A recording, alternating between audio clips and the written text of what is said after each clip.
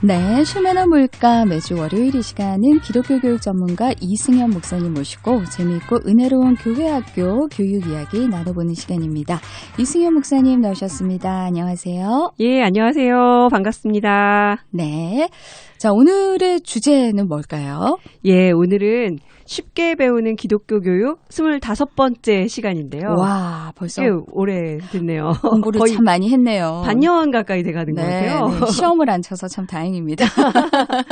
예, 계속 얘기 나누는 주제가 이제 지난주부터 좀 바뀌었는데요. 최고의 교육과정 얘기하다가 최고의 교육과정은 성경이다. 그렇죠. 라는 지난 시간 주제를 이어서 살펴볼 텐데요.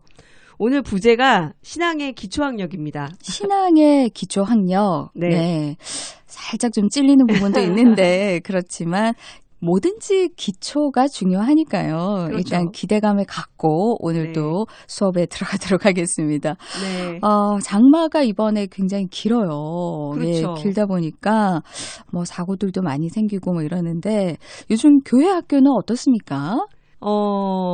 잘 되고 있습니다. 아, 일단. 그래요? 예, 왜냐하면 날씨가 이렇게 왔다 갔다 할 때는 출석률이 좀 낮아질 수도 있고, 그런데 계획했던 것을 하려고 하면은 또 아이들이 안 오면 또 할 수가 없으니까. 그렇죠. 근데 저희 교회도 보니까 그렇게 큰 변동은 없더라고요. 그렇죠. 예. 뭐 소모임 금지한다 하다가 다시 풀린다 하다가 막 계속 바뀌고 있는데 그 와중에도 저희는 지금 여름 성경학교 이미 시작이 돼가지고요. 네. 유치부는 주일마다 지금 3주 연속으로 진행하고 있고 이제 8월 되면 아동부가 또 3주 연속으로 주일마다 성경학교를 할 예정이고요.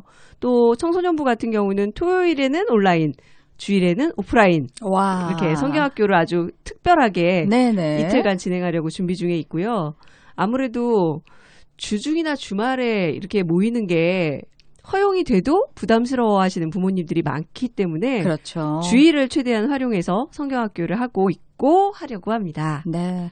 최근에 또 이 확진자 숫자가 많이 늘어나면서 그렇죠. 다 조심을 해야 되는 그런 시기가 아닌가 싶은데 네. 그래도 성민교회는 그동안 차근차근 대비하시면서 준비를 해 오셨기 때문에 주일을 활용해서도 굉장히 알차게 성경학교를 진행하고 있으시네요. 예, 다음 세대에게 신앙을 전수하는 일보다 급한 일은 없다. 네. 이런 사명감을 갖고요. 부모, 교사, 전 교인이 기도로 함께 준비하고 열심을 내가지고 이제 진행하고 있는데요. 참 감사한 일이에요. 네. 저희 교회 얘기를 듣고 다른 교회들도 어떻게든 안전하고 은혜로운 성경학교 수련회를 계획해 보시면 참 좋겠다는 생각 듭니다. 네. 사실 다 미루는 분위기가 많거든요. 그러니까요. 근데 이게 언제까지 미뤄야 될지도 미지수다 보니까 교회마다 이번 여름 행사를 포기하지만 마시고 어떻게든 뭐 온라인이라도 가정에서 할 수 있도록 배려해 주시면 좋을 것 같습니다. 네.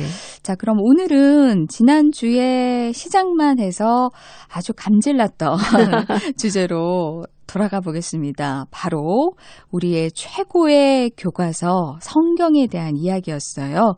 성경을 어떻게 가르칠까? 우리가 지금껏 성경을 가르친다고는 했는데 하면서 놓쳤던 건 뭘까?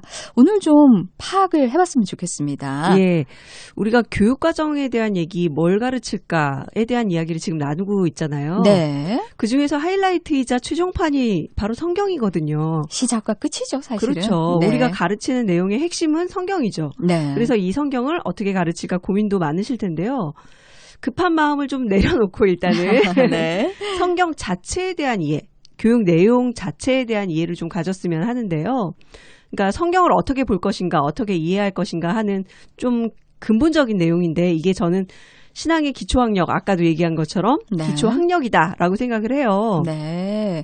우리가 기초학력이 제대로 돼 있어야 나중에 수준이 올라가도 따라갈 수 있다 이런 얘기들을 하잖아요. 그렇죠. 그렇기 때문에 기초학력 굉장히 참 와닿습니다. 우리가 교회를 다니고 또 신앙생활을 하는 데 있어서 가장 중요한 교과서가 성경인데 저 자신을 돌아봐도 말씀을 뭐 항상 가까이 하지는 못하는 것 같고 좀 짧게 이렇게 하다 보니까 어떤 때는 기초학력이 좀 떨어질 것 같은 그런 느낌이 들 때가 있거든요. 예, 제가 며칠 전에 기사를 봤는데요. 정말 웃지 못할 기사였어요. 어떤 기사였죠? 예, 한 포털 사이트에 실시간 검색어 1위를 장악했던 단어가 있습니다.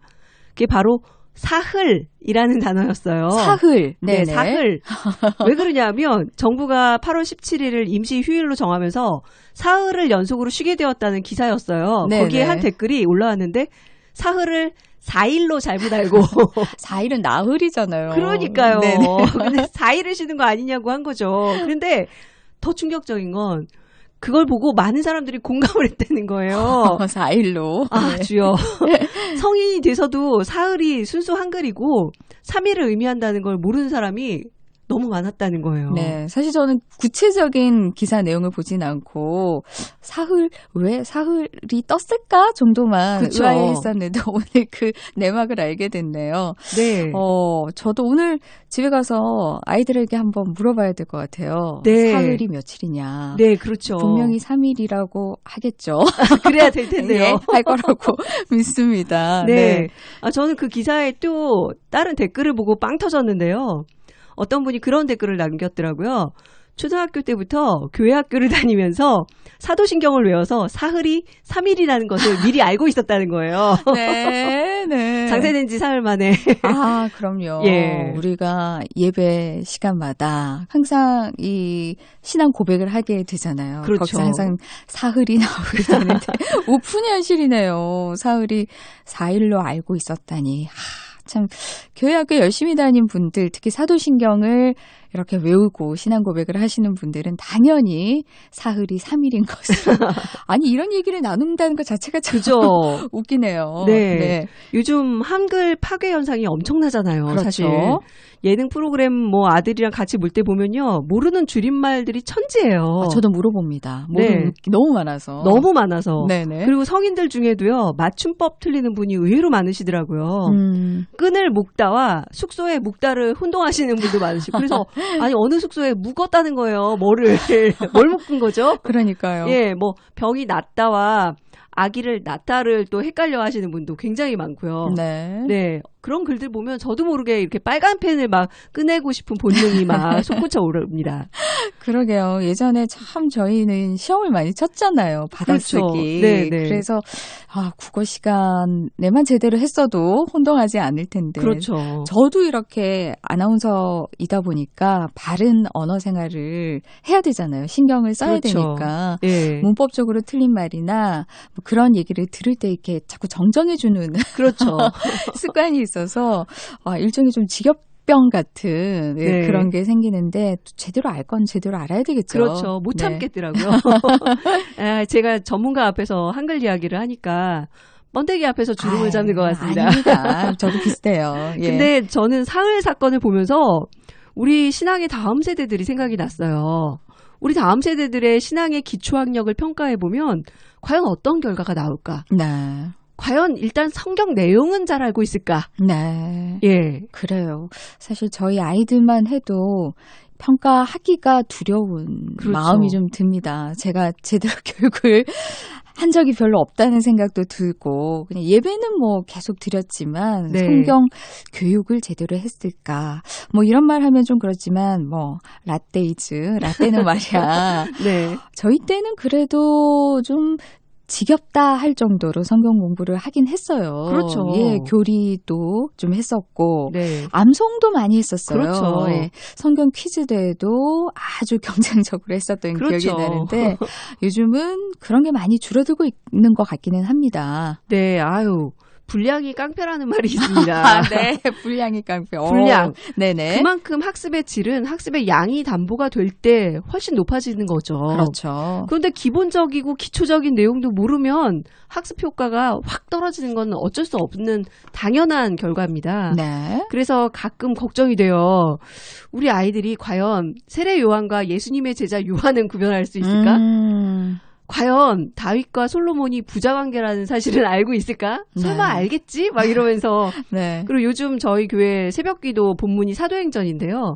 보다 보면 사도행전에 각기 다른 아나니아가 적어도 3명은 나오거든요. 아, 맞아요. 네. 과연 구분할 수 있을까? 이 난이도가 꽤 높은데? 막 이런 생각이 들더라고요. 그래요. 근데 우리 목사님들께서는 이런 좀 난이도 있는 인물들은 네. 항상 반복해서 얘기를 해 주셔서 네. 정말로 이 주입식이 딱 돼 있지 않으면 이 아나니아가 저 아나니아인가? 죽었는데 왜 나오지? 네, 막 맞아요. 예, 네. 충분히 그럴 수가 있을 것 같아요. 그래서 어쨌든 목사님께서 강조하고 싶으신 부분은 성경에 대해서 기본적인 지식이 담보가 되어야 그 위에 이제 충실한 교육이 가능하다. 이런 말씀이신 거죠. 네, 그렇죠. 정말 기초적인 내용도 모르는데 어떻게 심화된 내용을 가르칠 수 있겠어요. 그렇죠. 그래서 일단은 기본적으로 성경의 내용을 이해하는 교육이 필요하다는 생각이 듭니다.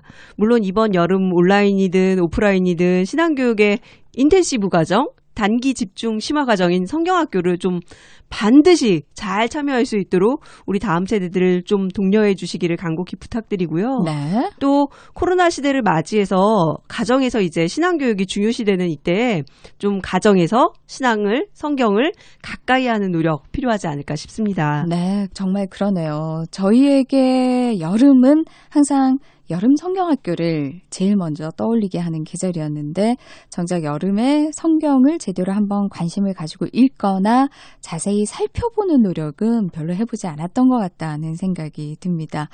저희 CBS 성경 TV 프로그램에 네. 어른 성경학교 있었거든요. 깨알 같은 홍보.